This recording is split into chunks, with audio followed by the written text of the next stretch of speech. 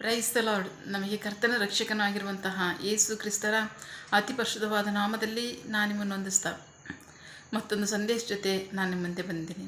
ದೇವರ ಹಸ್ತವು ತಾನೇ ಕಳೆದ ದಿನವೆಲ್ಲ ನಿಮ್ಮನ್ನು ನನ್ನನ್ನು ಆತ್ಮಿಕವಾಗಿ ವಾಕ್ಯಗಳ ಮೂಲಕವಾಗಿ ಬಲಪಡಿಸಿ ಚೈತನ್ಯಗೊಳಿಸಿ ಜೊತೆಗಾರರಾಗಿ ಇದು ನಡೆಸ್ತಿದ್ದಾರೆ. ವೈಯಕ್ತಿಕವಾಗಿ ನಮ್ಮ ಅವಶ್ಯಕತೆಗಳನ್ನ ಅಗತ್ಯಗಳನ್ನ ಪೂರೈಸಿ ನಾವು ಕೈಟ್ ಮಾಡ್ತಕ್ಕಂಥ ಕೆಲಸಗಳನ್ನ ಆಶೀರ್ವದಿಸಿ ಕಾದು ಪೋಷಿಸಿ ಜೊತೆಗಾರರಾಗಿ ಇದು ನಡೆಸ್ತಿರೋದಕ್ಕಾಗಿ ದೇವರಿಗೆ ಸ್ತುತಿಯು ಘನವು ಮಹಿಮೆಯು ಸದಾಕಾಲವೂ ಸ್ವಂತವಾಗಿರಲಿ. ಆಮೆನ್.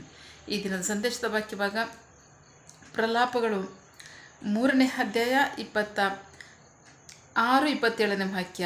ಲೆಮೆಂಟೇಷನ್ chapter 3 words 26-27. ಮನುಷ್ಯನು ಮೌನವಾಗಿ ಯೆಹೋವನ ರಕ್ಷಣೆಗಾಗಿ ಕಾಯುವುದು ಒಳ್ಳೆಯದು, ತನ್ನ ಯೌವನದಲ್ಲಿ ನೊಗವನ್ನು ಹೊರುವುದು ಮಾನವನಿಗೆ ಒಳ್ಳೆಯದು. ದೇವರಿಗೆ ಸ್ತೋತ್ರ. ವಾಕ್ಯ ಭಾಗ ಹೇಳುತ್ತೆ, ನಾವು ದೇವರ ರಕ್ಷಣೆಗೋಸ್ಕರ ಕಾಯಬೇಕಂತೆ. ಅಷ್ಟು ಮಾತ್ರ ಅಲ್ಲ, ನಮ್ಮ ನೊಗಗಳನ್ನು ನಾವು ಹೊರಬೇಕಂತೆ. ಇದುವೇ ಮನುಷ್ಯನಿಗೆ ಒಳ್ಳೆಯದು. ಅಷ್ಟು ಮಾತ್ರ ಅಲ್ಲ, ಅದು ಆಶೀರ್ವಾದವಾಗಿರ್ತಕ್ಕಂಥದ್ದು. ದೇವರಿಗೆ ಸ್ತೋತ್ರ. ಬಹಳ ಪ್ರಮುಖವಾಗಿ ಇನ್ನೂ ಕೆಲವು ವಾಕ್ಯಗಳನ್ನು ನೋಡ್ತಾ ಇದ್ದೀವಿ. ನೋಡೋಣ. 2 ಥೆಸಲೋನಿಕದವರಿಗೆ ಬರೆದ ಪತ್ರಿಕೆ 3ನೇ ಅಧ್ಯಾಯದಲ್ಲಿ 6ನೇ ವಾಕ್ಯದಿಂದ 11ನೇ ವಾಕ್ಯದವರಿಗೆ. 2 ಥೆಸಲೋನಿಕ ಚಾಪ್ಟರ್ 3 ವರ್ಡ್ 6-11. ಸಹೋದರರೇ, ನಮ್ಮಿಂದ ಹೊಂದಿದ ಬೋಧನೆಯನ್ನು ಅನುಸರಿಸದೆ ಅಶಿಸ್ತಿನಿಂದ ನಡೆಯುವ ಪ್ರತಿ ಸಹೋದರನಿಗೆ ನೀವು ದೂರವಾಗಿರಬೇಕೆಂದು ನಮ್ಮ ಕರ್ತನಾದ ಯೇಸು ಕ್ರಿಸ್ತನ ಹೆಸರಿನಲ್ಲೇ ನಾವು ನಿಮಗೆ ಆಜ್ಞಾಪಿಸುತ್ತೇವೆ. ನೀವು ನಮ್ಮನ್ನು ಅನುಸರಿಸಿ ಹೇಗೆ ನಡೆಯಬೇಕೆಂದು ನೀವೇ ಬಲ್ಲಿರಿ, ಏಕೆಂದರೆ ನಾವು ನಿಮ್ಮಲ್ಲಿ ಅಶಿಸ್ತಿನಿಂದ ನಡೆಯಲಿಲ್ಲ, ಇಲ್ಲವೇ ನಾವು ಉಚಿತವಾಗಿ ಯಾರ ಬಳಿಯಲ್ಲೂ ಊಟ ಮಾಡಲಿಲ್ಲ. ನಿಮ್ಮಲ್ಲಿ ಒಬ್ಬರಿಗೂ ನಾವು ಭಾರವಾಗಬಾರದೆಂದು ಹಗಲಿರುಳು ಕಷ್ಟದಿಂದಲೂ ಪ್ರಯಾಸದಿಂದಲೂ ದುಡಿದೆವು. ನಿಮ್ಮಿಂದ ಪೋಷಣೆ ಹೊಂದುವುದಕ್ಕೆ ನಮಗೆ ಅಕ್ಕಿಲ್ಲವೆಂದಲ್ಲ, ನೀವು ನಮ್ಮನ್ನು ಅನುಸರಿಸುವುದಕ್ಕಾಗಿ ನಿಮಗೆ ಆದರ್ಶವಾಗಿರಬೇಕೆಂದು ಹಾಗೆ ಮಾಡಿದೆವು. ನಾವು ನಿಮ್ಮ ಸಂಗಡ ಇದ್ದಾಗ ಕೆಲಸ ಮಾಡಲೊಲ್ಲದವನು ಊಟ ಮಾಡಬಾರದು ಎಂದು ನಿಮಗೆ ಆಜ್ಞಾಪಿಸಿದೆವು. ಆದರೆ ನಿಮ್ಮಲ್ಲಿ ಕೆಲವರು ಯಾವ ಕೆಲಸವನ್ನು ಮಾಡದೆ ಇತರರ ಕೆಲಸದಲ್ಲಿ ಮಾತ್ರ ತಲೆ ಹಾಕಿ ಅಶಿಸ್ತಿನಿಂದ ನಡೆಯುತ್ತಾರೆಂದು ಕೇಳಿದ್ದೇವೆ. ಅಂಥವರು ಮೌನವಾಗಿ ಕೆಲಸ ಮಾಡಿ ತಮ್ಮ ಸ್ವಂತ ಆಹಾರವನ್ನೇ ಊಟ ಮಾಡಬೇಕೆಂದು ನಮ್ಮ ಕರ್ತನಾದ ಯೇಸು ಕ್ರಿಸ್ತನಲ್ಲಿ ನಾವು ಆಜ್ಞಾಪಿಸಿ ಪ್ರಬೋಧಿಸುತ್ತೇವೆ. ದೇವರಿಗೆ ಸ್ತೋತ್ರ. ಪ್ರೀತಿ ದೇವ್ರ ಮಕ್ಕಳೇ, ದೇವರು ಹೇಳಿರ್ತಕ್ಕಂಥದ್ದು, ನಿಮ್ಮ ಕಷ್ಟಾರ್ಜಿತಗಳನ್ನ ನಾನು ಆಶೀರ್ವದಿಸ್ತೇನೆ, ನಿಮ್ಮ ಕೈ ಪ್ರಯಾಸಗಳನ್ನ ನಾನು ಆಶೀರ್ವದಿಸ್ತೇನೆ, ನಿಮ್ಮ ಬೆವರಿನ ಫಲವನ್ನು ನಾನು ಉಣ್ಣುವಂತೆ ಮಾಡ್ತೀನಿ ಅಂತಲೇ ಅವ್ರು ಹೇಳಿರೋದು. ದೇವರಿಗೆ ಸ್ತೋತ್ರ. ಸೋಮಾರಿತನವನ್ನು ದೇವರು ಅಸಹಿಸ್ತಾರೆ. ಸೋಮಾರಿನ ಹೋಗಿ ಇರುವೆ ಹತ್ತಿರ ನಿನ್ನ ಬುದ್ಧಿ ಕಲಿ. ಅದಕ್ಕೆ ಯಾವುದೇ ನಾಯಕನಾಗಲಿ ಅಧಿಕಾರಿಯಾಗಲಿ ಇಲ್ಲ, ಆದರೆ ಬೇಸಿಗೆಯಲ್ಲಿ ಆಹಾರವನ್ನು ಕೂಡಿಟ್ಕೊಳ್ಳುತ್ತೆ. ಸೊ ಆಗ ಇರುವೆಗಿಂತಲೂ ಸಹ ನೀನು ಕೀಳಾಗಿದ್ದೀಯ ಅಂತ ವಾಕ್ಯ ಹೇಳ್ತೀವಿ. ದೇವರಿಗೆ ಸ್ತೋತ್ರ. ಯವನ ಕಾಲದಲ್ಲಿ ನೊಗವನ್ನು ಹೊರ್ತಕ್ಕಂಥದ್ದು ಮನುಷ್ಯನಿಗೆ ಲಕ್ಷಣವಾದದ್ದು. ಸೊ ನೆಪ ಇಲ್ಲ, ಯಾವುದೇ ನೆಪ ಇಲ್ಲ. ನಮ್ಮ ಭಾರವನ್ನು, ನಮ್ಮ ನೊಗವನ್ನು ನಾವು ಹೊರಲೇಬೇಕು ಅನ್ನೋದು ದೇವರ ಆಜ್ಞೆಯಾಗಿದೆ. ಸೊ ಹಾಗಾಗಿ ಇಲ್ಲಿ ಅಪೊಸ್ತಲರು ಹೇಳ್ತಾ ಇದ್ದಾರೆ, ನಾವು ನಿಮಗೆ ಆದರ್ಶ ತೋರಿಸ್ಕೊಟ್ಟಿದ್ದೀವಿ. ಹೇಗೆಂದರೆ, ನಾವು ಸೇವಕರಾಗಿದ್ದೇವೆ. ನಿಮ್ಮಲ್ಲಿ ನಾವು ಕಾಣಿಕೆಯನ್ನು ತೆಗೆದುಕೊಂಡು ಜೀವಿಸೋದಕ್ಕೂ ನಮ್ಗೆ ಹಕ್ಕಿದೆ. ಏಕೆಂದರೆ ಸುವಾರ್ತೆ ಸಾರ್ತಕ್ಕಂಥ ಸುವಾರ್ತೆ ಅಂತ ಜೀವಿಸಬೇಕು, ಕೆಲಸಗಾರನು ಕೂಲಿಗೆ ಯೋಗ್ಯನು ಅಂತ ವಾಕ್ಯ ಧರ್ಮೋಪದೇಶ ಕಾಣ್ತಿದ್ರು ದೇವರು ಹೇಳ್ತಾನೆ ಇದ್ದಾರಲ್ಲ. ಸೊ ಆದರೆ ಅದು ನಿಜ, ನಮ್ಗೆ ಹಾಗೆ ಜೀವಿಸಬೇಕು. ಬಟ್ ನಾವು ಹಾಗೆ ಮಾಡಲಿಲ್ಲ. ಏಕೆಂದರೆ ನಾವು ಆದರ್ಶವಾಗಿ ಜೀವಿಸಿ ನಿಮಗೆ ಮಾರ್ಗದರ್ಶನ ತೋರಿಸೋದಕ್ಕೋಸ್ಕರವಾಗಿ ನಮ್ಮ ಸ್ವಂತ ದುಡಿದು ನಾವು ಕೈ ಪ್ರಯಾಸದಿಂದಲೇ ನಾವು ಜೀವಿಸಿದ್ದೀವಿ, ಇತರರಿಗೂ ಸಹಾಯ ಮಾಡಿದ್ದೀವಿ. ಅದನ್ನು ನೀವು ನೋಡಿದ್ದೀರ. ಸೊ ಹಾಗಾಗಿ ನೀವು ಅದನ್ನು ಆದರ್ಶವಾಗಿ ಇಟ್ಕೊಂಡು ಹಾಗೆ ಜೀವಿಸಿ. ಇನ್ನೊಬ್ಬರ ವಿಷಯದಲ್ಲಿ ತಲೆ ಹಾಕೋದಾಗಲಿ, ಯಾಕಂದರೆ ಥೆಸಲೋನಿಕ ಪಟ್ಟಣದ ಸಭೆಯಲ್ಲಿ ಅದು ಇತ್ತಂತೆ. ಸ್ವಂತ ಕೆಲಸವನ್ನು ದುಡಿದೆ ಸೋಮಾರಿಗಳಾಗಿ ಬರೀ ವ್ಯರ್ಥವಾಗಿ ಕಾಲ ಕಳೀತಾ ಅವ್ರಿವ್ರು ಮಾತಾಡ್ಕೊಂಡು ದಿನವನ್ನೆಲ್ಲ ಕಾಲ ಕಳೆದು ಹಾಗೆ ಮನೇಲಿ ಉಂಡು ತಿಂದು, ಕೆಲವರೇ ದುಡಿದಲ್ಲಿ ಉಂಡು ತಿಂದು ದಿನ ಕಳೀತಿದ್ರಂತೆ. ಸೊ ಇದು ಅಪೊಸ್ತಲರಿಗೆ ಗೊತ್ತಾದಾಗ ಪೌಲನು ಪತ್ರ ಬರಿತಾ ಇದ್ದಾನೆ, ನೀವು ಬಹಳ ಮೋಸಕರವಾದ ಜೀವಿಸ್ತಾ ಇದ್ದೀರಾ, ನೀವು ದೇವರಿಗೆ ಮೆಚ್ಚುಗೆಯ ಜೀವಿತ ನೀವು ಜೀವಿತ ಅಲ್ಲ.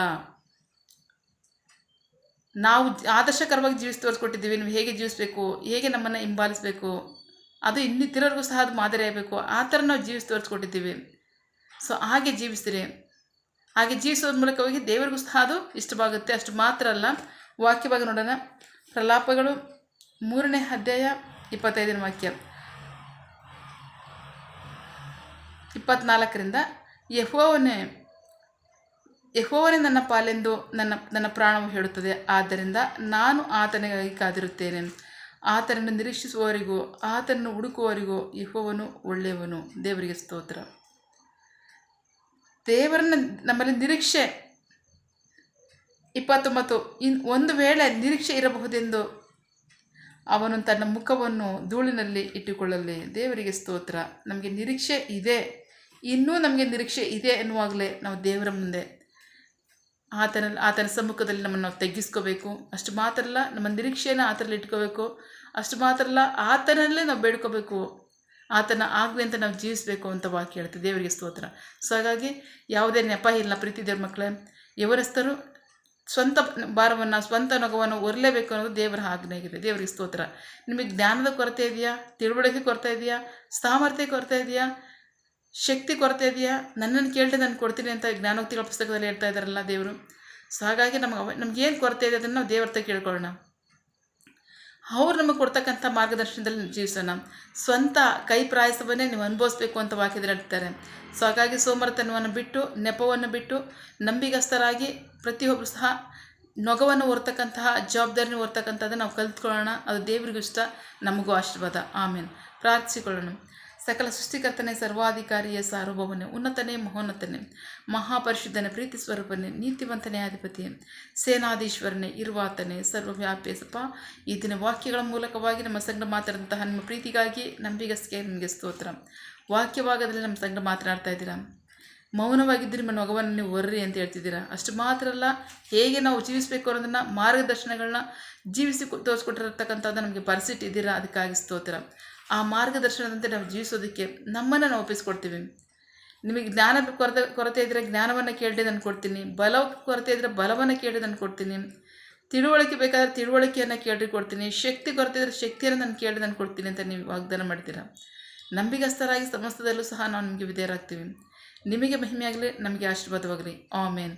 ನಿನ್ನ ಜನರು ಕೈ ಮಾಡ್ತಕ್ಕಂಥ ಕೆಲಸವನ್ನು ಆಶೀರ್ವದಿಸು. ಅವರ ಅವಶ್ಯಕತೆಗಳನ್ನ ಅಗತ್ಯಗಳನ್ನ ಪೂರೈಸು, ಕೊರತೆಗಳನ್ನ ನೀಗಿಸು. ಆಮೇನ್. ಯಾವ ಕಾರ್ಯದಲ್ಲಿ ಅವರು ನಿರೀಕ್ಷೆ ಉಳ್ಳವರಾಗಿದ್ದಾರೆ.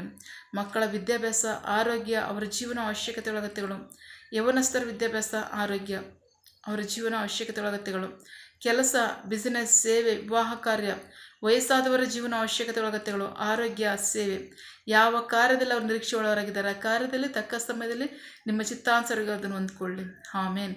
ನೀವು ಹಾಗೆ ಮಾಡೋ ಪ್ರೀತಿಗಾಗಿ ನಂಬಿಗಸ್ಗೆ ನಿಮಗೆ ಸ್ತೋತ್ರ. ನಮ್ಮ ಪ್ರಾರ್ಥನೆ ನೀವು ಕೇಳಿದ್ದೀರಾ, ಅದರಂತೆ ನಡೆಸಿರೋದಕ್ಕಾಗಿ ಸ್ತೋತ್ರ.